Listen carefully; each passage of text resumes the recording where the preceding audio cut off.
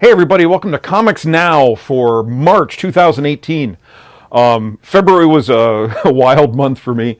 Lots of crazy stuff going on, so March is going to just lead into more fun and excitement and lots of stuff going on here at the store and lots of stuff going on with me personally, which is going to affect you guys too, which is kind of neat. Spring is here, kinda. It's supposed to be warming up. It kind of got warm up and now it's cold again, but I feel we're past the doldrums of winter and now we're going to get to some more exciting stuff. We had a lot of great books come out in February, a lot of neat new number ones that are continuing on. And then there's lots more to come in March, so we're really just moving on into the year, which is fun. From the shining domicile that is Pittsburgh Comics, my old mannered comic shop owner, Colin McMahon, transforms into the world's greatest comic book talking TV host. Join us, true believers, for Comics Now!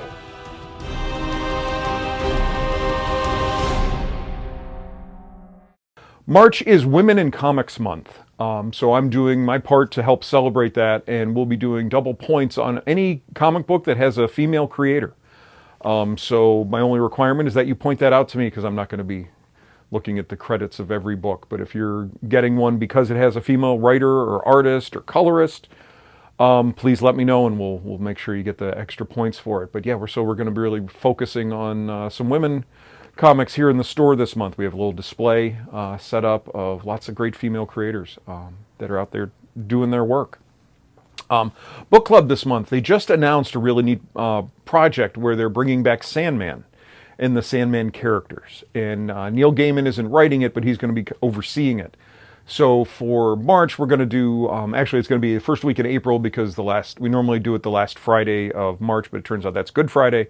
So to make it so everybody can come, we're kicking it to the first week of April, but we're going to do Sandman Volume 1. One that I used to read every 2 or 3 years that since I've opened, I've kind of gotten away from because the free time for reading whatever I want has gotten sidetracked with having to read lots of stuff to keep up on stuff. So Sandman Volume 1, Preludes and Nocturnes is going to be our book club selection this month. A really, really good book. Couldn't recommend it any higher. So come on in, if you want one. It's also 25% off if you mention you're getting it for book club. So that's the big stuff going on.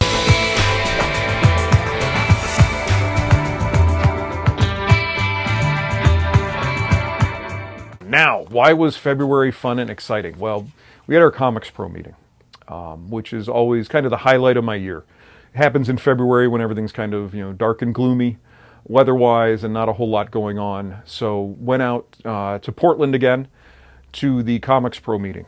This year was a little bit different. I had sent a letter off to the board of directors back in the end of November, just basically saying 2017 was not the best of years for a lot of stores, myself included, and that we needed this meeting to be a little bit different. Most meetings, the publishers get up there, tell us what's coming out in the next few months, rah-rah us up, and we talk to them, have a good time.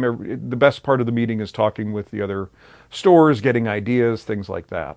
And I said, basically, I wanted this one to be a little bit different. I felt that we needed to address some of the problems that we're seeing.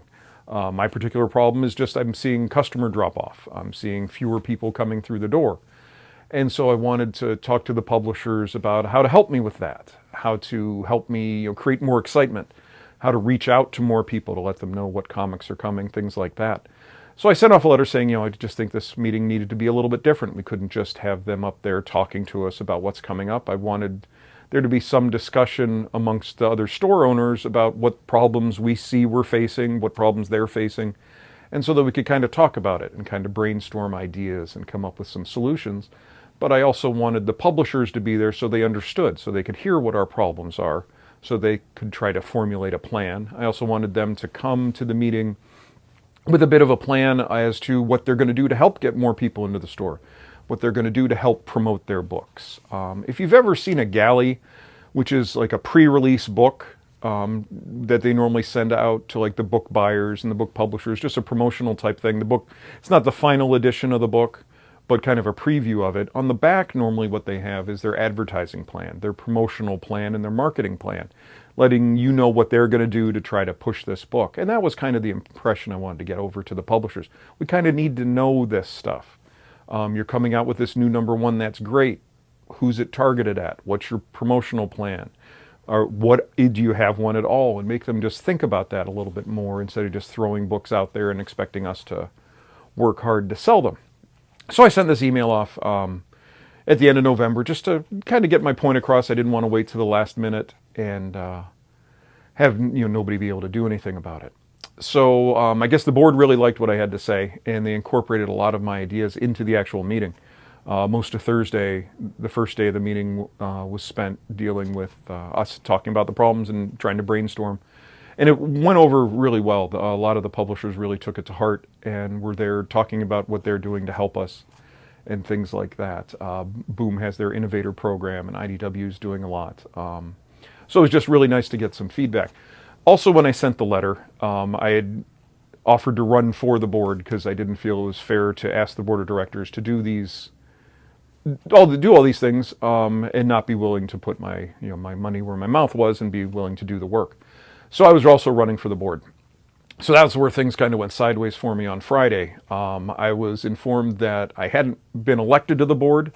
Two of my good friends were, John Dudas from Carol and John's Comics up in Cleveland and Tim Stoltzfus from More Fun Comics down in Dallas. Were both elected to the 2 open positions on the board.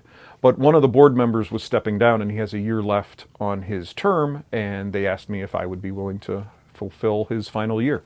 So I thought that was pretty cool. So now I'm on the board of directors, at least for the next year, of Comics Pro, and I get to start working on implementing some of my ideas and some of the changes that I think we need to make as an industry. So that's where the rest of this year is going to be very, very interesting for me. Just doing, having a lot more responsibilities, which is weird because I kind of did this because I didn't want a whole lot of responsibilities. I wanted to sell comic books, which is fun. But now I've been doing this 11 years, and I felt it was time to step it up and take a little bit of a leadership role in the business at a time when we're all interesting time for the business. So that's fun and exciting for me. Before the first day of the meeting was Image Expo, and they made a lot of announcements, and it was neat because they had the creators in to make the announcements. A lot of books coming out all through 2018. One was even not coming out until 2019. You'll be hearing about a lot of these over the course of the coming months. Not a lot to really talk too much about right now. A lot of it's still in really early stages, but it was just kind of neat having the creators there. We then got to go down and meet with them, just like a little mixer, to talk with them, which was nice. And then a bunch actually stuck around for the Comics Pro meeting. Just a big shout out to Sam Humphries, who actually had a table to talk about his book that's coming up, Blackbird, and really make that little extra step to talk to the retailers and to push his book. His artist was there, and I'm totally blanking on her name, and I really apologize for that. But they were there, and it was just really nice making that little connection, so maybe we'll give a little more effort to that book. And I think we need a lot more of that from the creators, instead of just throwing the books out there, actually making the effort to talk to us and see what we need from them.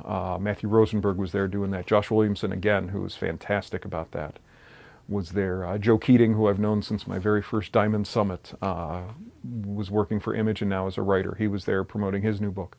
So it was just kind of neat. Greg Rucka was there. I got to talk to him.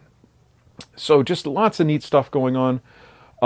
Industry in a little bit of a flux, and I'm really hoping that I can, kind of put my fingerprints on where we go from here. So that was my big recap of the Comics Pro meeting.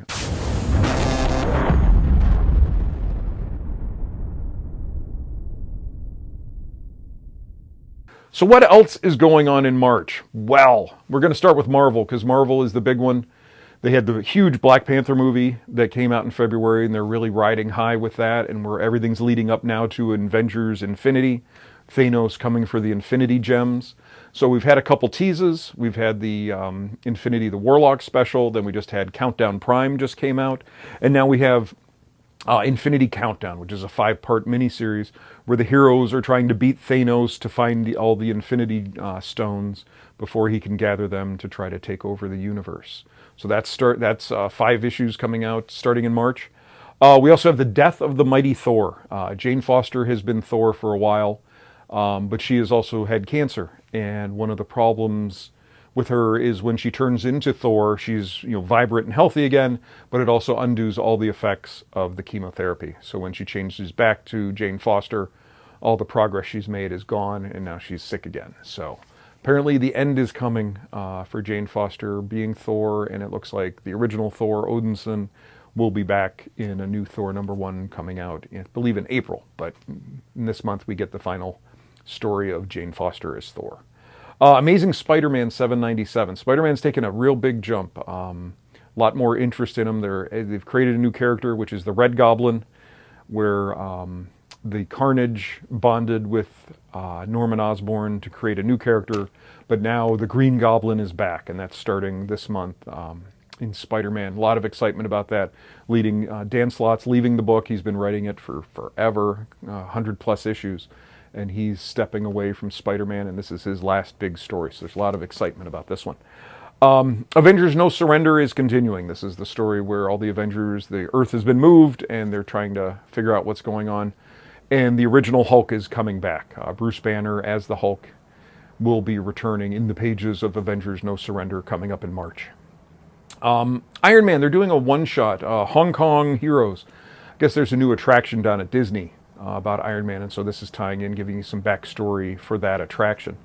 Daredevil 600, big milestone issue, big supersized issue. This is concluding the Mayor Fisk storyline, where Wilson Fisk, the Kingpin, during the events of Secret Empire, did good things for New York City and became mayor. And this is now the culmination of this storyline, where I'm assuming it's all going to come crashing down.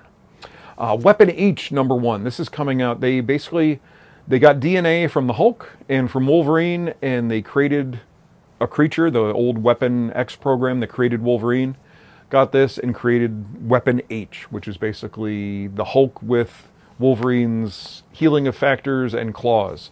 So what could go wrong there? So this is a new series about that character. New Mutants #1. This is from Matthew Rosenberg, who's I've been a big fan of since the first book I read of his, which was We Can Never Go Home. I've been talking about his stuff. He also did 4 Kids Walk Into a Bank, and now he's over at Marvel doing a bunch of stuff, including Punisher. And he's doing a New Mutants miniseries, and this is where they are taking on some paranormal type things, which is to tie in with the movie that I think got pushed back. It was supposed to be coming out, but the movie looks definitely more horror type book instead of just mutant book. So he's doing this 6-issue mini. He's really excited about it. He's loved the New Mutants for a long time. He talked to us a lot about that. And so he's really excited to be doing this book with the classic New Mutant characters. Doctor Strange Damnation continues. During Secret Empire, Las Vegas was destroyed, and Doctor Strange resurrected it. Unfortunately, when he resurrected it and brought it back, he left an opening so that Mephisto could come through back onto the earthly plane. And so now he's having to fight Mephisto to send him back to hell. And this is crossing over in a bunch of books. It's also going into Doctor Strange main book, Ben Reilly, Scarlet Spider, Iron Fist, and then there's going to be a Johnny Blaze, the original Ghost Rider one-shot that's going to tie into this as well. So that's the big thing with Marvel. Most of the other books still continuing. A bunch of books ending, and then I think we're going to be seeing a lot of new #1s coming up, both in April and May, as the new editor-in-chief kind of starts to put his fingerprints on the line, ending a lot of series that, the lower selling series, the ones that weren't doing as well, deciding to kind of clean the slate and start off with a bunch of stuff. So that's coming up April, May. We'll start seeing those. So now over at DC, we still have the Age of Heroes. That's still continuing. We've had some great books come out already. Silencer Damage, Sideways, and then we just got the new Terrifics #1 came out. And they still have some more coming. The first one is Curse of Brimstone. This is from Philip Tan and Justin Jordan. Justin Jordan's Mechanicsburg, so I always like to promote him as a local guy. Kind of local, but hey, close enough. And this is a story where a guy, in order to save his town, which was just a small town that was dying, he made a deal with the devil, and he instantly regretted it. So now it's a case of him trying to fight against this deal, fight against and shed these kind of evil demonic powers that he now has and doesn't want to use for evil. And then Immortal Men. This is from James Tynion, who's had a great run on Detective, and Jim Lee is doing the first issue of this. My understanding is he might only be doing the first one because he's a little too busy. But this is the story of these immortal men who have been around since the dawn of time, protecting humans from outside forces, and just kind of their backstory. These hidden men who have been out there keeping us safe all this time. The Young Animals line is back. basically like season 2 for them, with one new book and then kind of revamped titles and revamped story ideas. Eternity Girl, this is a new one from Sunny Liu, who was the artist on the Dr. Fate book a while back, and Magdalene Viziago, who this is kind of her first big thing at DC, so she's excited about that. And then some other books. Cave Carson has an Interstellar Eye. We have Mother Panic, Gotham AD, and Shade the Changing Woman. So if you like these are continuing on these storylines. They've done really well for me. We're just wrapped up Milk Wars, and apparently that changed the whole Young Animal line, and that's why we're getting a kind of a, not a relaunch, but just a little change of pace with these. Some other books, not a lot of new stuff coming out from DC, just kind of still going, but we're wrapping up Metal. The last issue of that is coming out at the end of the month. We're also getting the next issue of Doomsday Clock, so very excited about those. Aquaman, in Aquaman we're getting The Secret Origin of King Wrath. Action, we're getting issue 999, because that leads into the big issue 1000 in April, which will be a big deal. Batman is continuing on his Poison Ivy storyline. Detective is beginning Batman Eternal, which is the fall of the Bat family and how Batman's picking up the pieces. Justice League is doing a Justice Lost storyline before it revamps, and they are trapped on the damaged Watchtower and trying to figure out who gets saved and who gets left behind. And then Superman is having a fun story where they're bringing Boy Zorro in, since Superman has his son John, now Bizarro has his son Boy Zorro. So that's coming up from DC.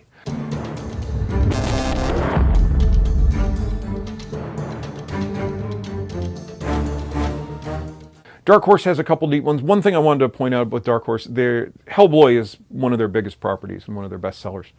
And they had a ton of graphic novels. I think Hellboy had probably 15 or 16 different graphic novels. And they're paring that down, and so now they're starting to combine them into big omnibuses. And this month we should be getting the first Hellboy omnibus, which should be the first 2 collections in one bigger book for a really decent price. But a couple other things they have going on. American Gods is back. We're getting the second series in that. Neil Gaiman and P. Craig Russell are kicking that one off, called My Ainsel. So if you like the TV show, if you like the book, come try the comic series. And then also the second series kicking off from Black Hammer is starting off. It's Dr. Starr in the Kingdom of Lost Tomorrows, where Black Hammer's daughter is searching for him, and by searching she's visiting his former villains and getting their backstory. So the first one, which was Dr. Frankenstein, was really popular, so Dr. Starr I think is going to do well too. Oh, I'm sorry, Sherlock Frankenstein was really good. So IDW, a couple interesting things. We have Bubba Hotep and the Cosmic Bloodsuckers. Bubba Hotep was a cult classic film starring Bruce Campbell, and this is the prequel to the movie. And Ghostbusters crossing over. This is a new Ghostbusters book where someone has let all the ghosts out of the containment units, and now they have to get them all back in. There's a new Crow book coming, Memento Mori. If you're a fan of The Crow, that's another classic. And then Demigod is a new one coming out, where it's basically a slacker gets the powers of a god and becomes a superhero, but still maintains this slacker mentality. Image. Like I said, they talked about a lot of stuff. A couple ones that they talked about. There's a new one from Robert Kirkman called Oblivion Song. He's just ended Invincible, and so this is his new book. Basically, a decade ago, 300,000 people living in Philadelphia vanished into the oblivion. And the government worked to try to save them and couldn't, and have since given up. And one man has not given up, and he keeps going into the oblivion to try to save lives. He keeps hearing the Oblivion Song of the survivors. So there's a new one. Kirkman should be good and interesting. Gideon Falls is one coming from Matt Kindt and Andrea Sorrentino, who had a real nice run on Green Arrow. Just a great artist. And this is a story of a kind of a down-on-his-luck Catholic priest who gets assigned to this town of Gideon Falls. And Gideon Falls has lots of dark secrets and dark history, and he's going to kind of get swept up into that. Cyberforce is back. If you're an old-school Image fan from the early 90s, this was one of their first books, and they're revamping it and bringing it back. And Dry Country is a kind of a crime story set in Miami. This is Rich Tomaso, who had a real good run on Spy Seal that just wrapped up. Just a real different take on some stuff. Infidel, this is a new one. Basically, it's a horror story for the 21st century, dealing with an American Muslim living in this house that has these evil beings that are powered kind of by fear and hatred. And so it's going to be a horror haunted house story about that. Prism Stalker is a sci-fi adventure story that was far too complicated to try to summarize. Action Lab has a neat one. Cullen Bunn apparently is trying to write every book on the stands, and he now has a new vampire story coming from Action Lab. So that's a real neat get for them, getting a big name writer like Cullen Bunn. Aftershock has a neat one, Betrothed. It's about these two high school students who don't really know each other. And it turns out in another dimension, they are the leaders of warring armies. And in this world, they either need to get married or fight to the death. So that's going to be their story. Alterna has a couple new of their newsprint books that are $1.50. There's Tinseltown, which is a crime story set in old Hollywood. And Zero Jumper, where the last human has to find this magical thing that gives her power and lets her time travel, and she needs to go back to save the human race. Archie, capitalizing on the power of Sabrina and Afterlife with Archie and Jughead the Hunger have come out with Vampironica, which is basically Veronica has been bitten by a vampire and her fun story with that. So what could go wrong? Black Mask, a couple interesting ones. Breathless, where they have found a cure for asthma in this demon monster's, I think, saliva, but the pharmaceutical companies don't want them doing it, and the person who found the thing is now on the run, not just from the monsters, but also the pharmaceutical industry. And then Billionaire Killers, where basically the children of the 1% are kind of fed up with what their parents are doing and decide to tear it all down.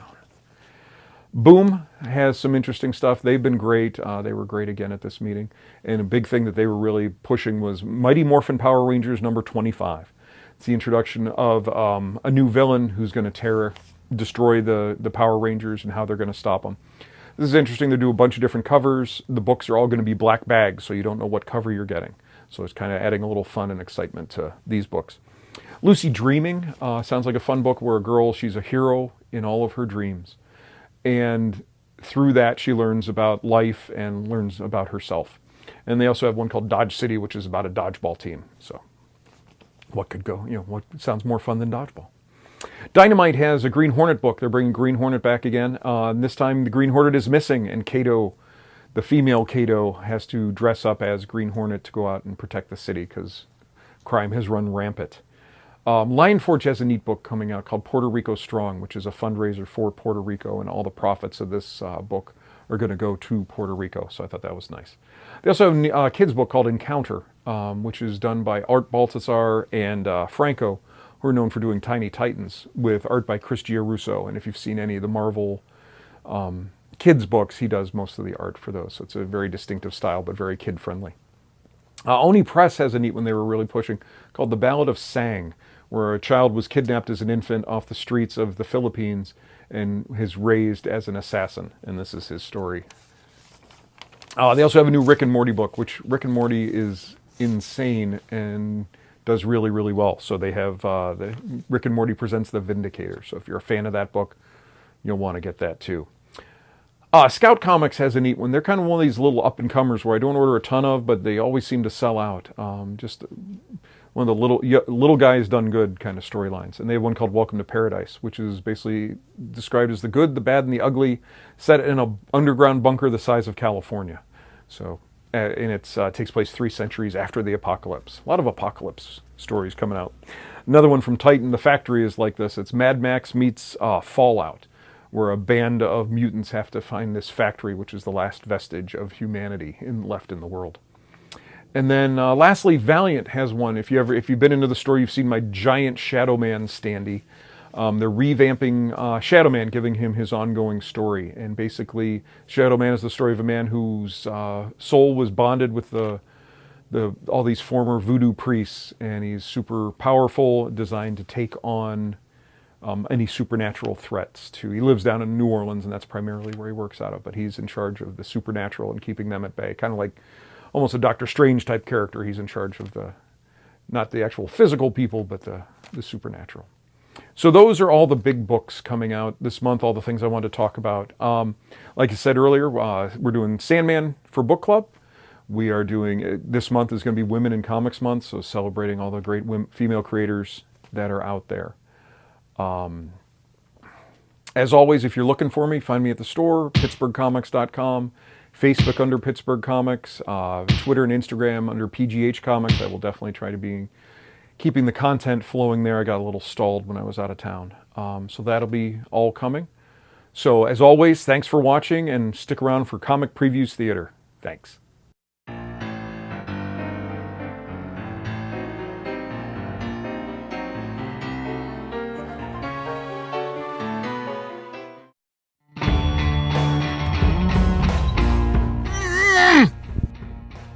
What was that?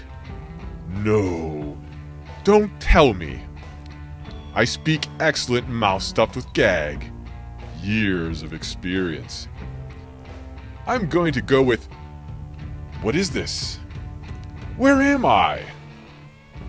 Let me show you. Blindfold off. See? My old gentleman's club on the Upper East Side. Oh, the memories. Why, I practically lived here back in the day. Now don't say I never take you anywhere nice. Hello? Grr. Okay, joke's over. I have absolutely no idea what you're saying. Let's get that off too. Oh God! Help! Anybody! Shh. Norman says, indoor voice. I swear if you do that again, I won't just kill you. I'll take my time. Make a game out of it. Not if you understand. Much better. Don't get me wrong, though. I do want us to talk. That's why I brought you to this cozy little spot. Even tried to brighten the old place up. Did a little decorating. Added some ambient light. All for our chummy tete-a-tete. And I have the perfect topic for us to chat about. Spider-Man. You see, I know the two of you are very close. You're one hell of a scientist, Parker. How's that? You just proved time travel's possible. One kiss and we're back to how everything's supposed to. I'm sorry. We can't do this. Not again. What? Don't say it's because of... Spider-Man. But you know that. More than anyone on Earth, you know. That's the point. I know. All it takes is an alarm, a scream, or late-breaking news. I turn around and you're gone. That's what Spider-Man is to me. It's waking up in an empty bed, or worse, not sleeping, because I don't know if you're alive or dead. So if someone screams out, I'm not supposed to... I'm not asking you to do that. I couldn't. The guilt would kill you. But... Hey, it'd kill me too. You think I'd want that on my head? All the lives you save? The world needs Spider-Man. I get that, but I don't need... Wait, Peter. I didn't mean that. I'll always need you and love you. But... I get it. There's no going back. I should go. Could you go through the window? What? Why? No one saw you come in. I work with Stark. He works with superheroes. My life right now, it'd be easier to explain Spidey dropping by than my ex.